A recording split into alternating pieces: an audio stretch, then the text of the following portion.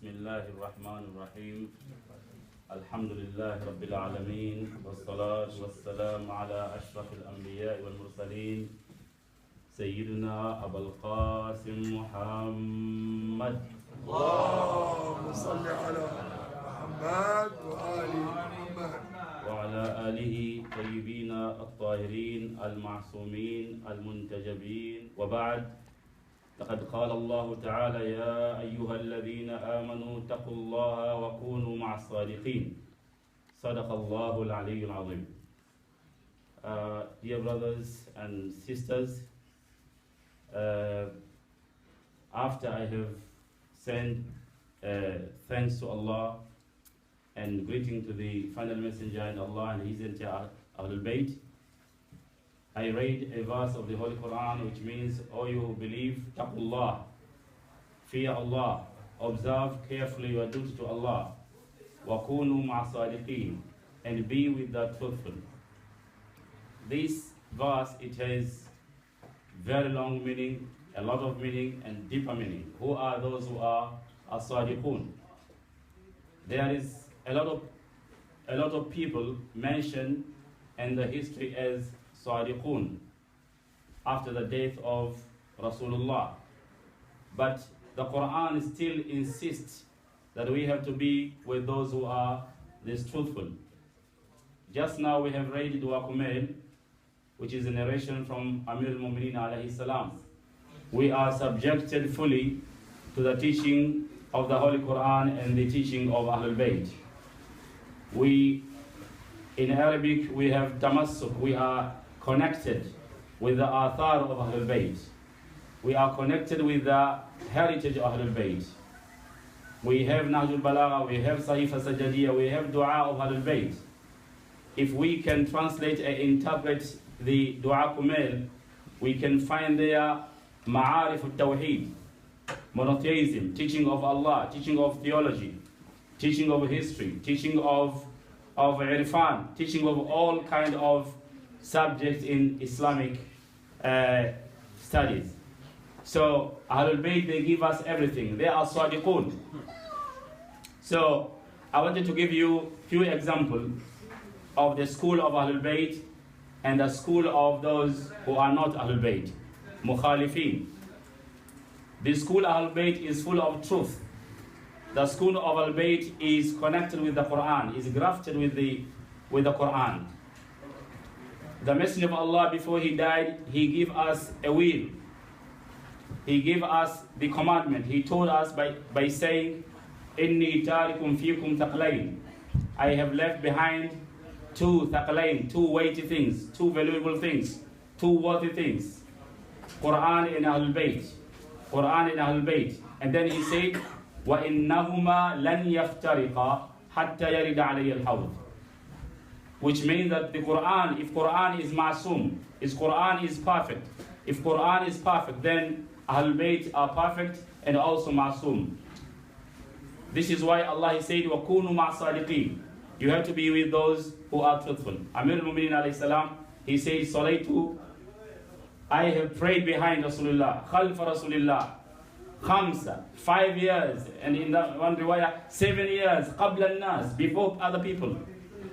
فأنا الصديق, I am the Siddiq. فأنا الصديق الأكبر. فلا يدعيه إلا الكذاب. And no one else will claim to be a Siddiq except the liars. Very, very interesting. That Amir al-Mu'mineen, he said, everyone who will claim after him to be Siddiq is a liar. When I was reading this narration, I said, Subhanallah. Then we have to go to the research and see how could Amir al-Mu'mineen say these words. So if we open some books, we find the story of inheritance. The story of inheritance of Zahra alayhi salam, whom now we live in his days of istishhad of Zahra alayhi salam. We find that the first caliph, after the days of Rasulullah, Bibi Zahra, Amir al-Mu'mineen, and Abbas, they all went to the first caliph to demand their inheritance. So when they reached there, and I quote from Sihah, which they call them Sihah, in Sihah of the Mukhalifin. Abu Bakr said, سمعت رسول الله يقول, I heard the Messenger of Allah saying, إن معشر الأنبياء لا نرث ولا نورث فما تركناها فهي صدقة. I heard the Messenger of Allah saying, all the prophets are not to inherit, not to be inherited. What we have left behind, what I have left behind is sadaqah among the Muslims. So we find here two schools of thoughts. That school of thought believe that the prophets are to be inherited, and another school of thought say that the prophets are not to be inherited. The school of thought which says the prophet are to be inherited consists of Ali alayhi salam, Abbas alayhi salam, and Fatima alayhi salam. So who is here the truthful ones?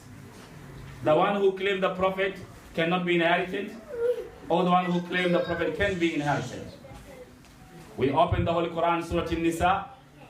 We found لِلنِّسَاءِ نَصِيبٌ مِمَّا تَرَكَ الْوَالِدَيْنِ وَالْأَقْرَبُونَ وَلِلنِّسَاءِ نَصِيبٌ مِمَّا تَرَكَ الْوَالِدَيْنِ وَالْأَقْرَبُونَ.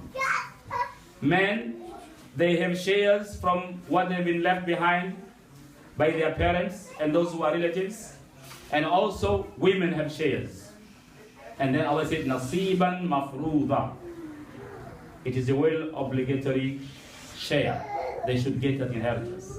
If we read Dua Kumail, mafahim of that dua, it gives you strong tawheed that ever. You cannot find it anywhere, except through Ali alayhi salam, who says, Allamani Rabbi, Allamani Rasulullah, Alfa Bab. The Messenger of Allah taught me 1,000 gates of knowledge. وَفِي كُلِّ بَابٍ فُتِحَتْ أَلْفْ بَابٍ. And every door, every gate, 1,000 gates of knowledge were open. In one of his sayings, he said, لَقَدْ كَانَ يَأْتِينَ جِبْرِيلٌ. Jibreel used to come to us. وَلَقَدْ كُنْتُ أَسْمَعُ رَنَّةَ الْوَحِي. I used to hear the vibration of wahi. Amir Rumini say that. I used to hear the vibrations of wahi. Subhanallah. One day, Jibreel came to Khadija alayhi salam in Mecca. And when he came in the riwayah, Sahih riwayah, Jibreel saw Khadija alayhi salam placing a plate of food to Rasulullah sallallahu alayhi wasallam. And he told Rasulullah, Ya Muhammad, Inna Allah akhbarani innahu yuhibbu Khadija fa'ahibbuhu. Look at this statement. Allah told me, oh Muhammad, that Allah loves Khadija, and you must love her, Muhammad. Look, Allah is telling Prophet Muhammad to love Khadija, because Allah loved Khadija. And you know who was Khadija? The mother of Zahra, alayhi salam. So, Khadija, alayhi salam, Rasulullah, he spoke about her. He gave great tidings to Khadija. He said, Inna Allah yubashiruki bil qasri fil jannah. Allah, he give you great tidings of a palace in heaven. He also said to Khadija alayhi salam that you are the khairun nisa arba. Among the khairun nisa arba, Khadija is there, Fatima is there, Asiya is there, and Maryam is there. This is the mother of Zahra alayhi salam. In one of the narration, we hear narration from Sihah, from Mukhalifin.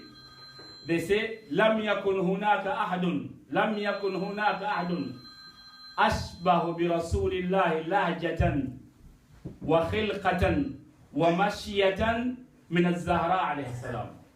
There was nobody resembled Rasulullah in her talk, in her walking, in her shape, and surah itself than Fatima Zahra alayhi salam. And when she used to come to Rasulullah, Rasulullah used to stand up. He used to stand up for Zahra. And the Messenger of Allah never stand up to anyone in history except Zahra alayhi salam. He used to kiss her hand. Rasulullah never kissed the hand of anyone in the history except the hand of Zahra. Never. وَقَدْ كَانَ يُقَبِّلْ, he used to kiss also his forehead, her forehead. وَيَجْلِسُهَا فِي مَجْلِسِهِ, and he used to take her and make her sit on his assembly in front of other Sahabas. Nobody used to do that. But we have people who believe that Fatima Zahra, she did not speak the truth when she went to demand her inheritance. I want you to ponder this point. Very, very important. Rasulullah never stand up to anyone in history except to her daughter Zahra. Never kissed the hand of anyone except the hand of Zahra. And she never brought any women to her assembly except Zahra alayhi salam. And yet, the people after him, they had the audacity of saying that Fatima Zahra did not speak the truth. This is why Amir al-Mu'mineen, in the book of Ihtijaj of Imam Tabrasi, he has a conversation with Abu Bakr, and he told him, what you say if the whole of Medina, they say they believe in something, that it is true. Abu Bakr said that then I believe it is true because the whole of Medina cannot lie.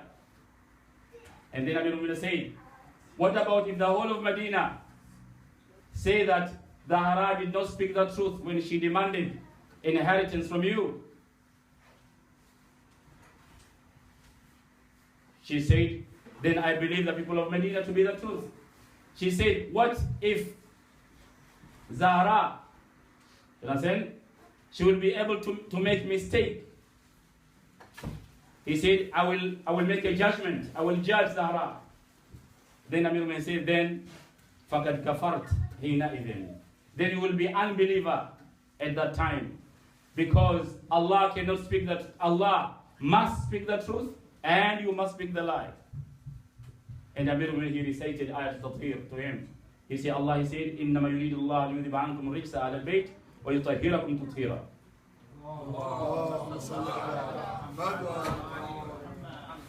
If Allah purify Az-Zahra alayhi salam from lying, from everything, who are you to say that she did not speak the truth?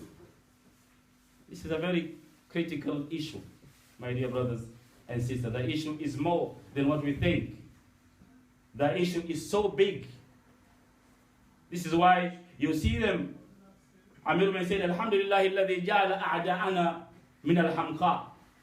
I thank Allah, all praises to Allah, who cause our enemies, they are enraged. All the time they are enraged. Because they don't have no answer to answer.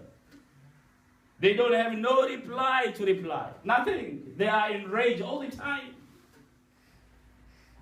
My dear brother and sister, before I take much of your time, I take this opportunity to give you condolences for the martyrdom of Fatima Zahra and Imam Jaffar Sadiq, alayhim as-salam. But the issue is supposed to be more. Inshallah, in future, I will be very pleased to be with you again and to share what we have, inshallah. Thank you very much. Wassalamu alaikum wa rahmatullahi wa barakatuh.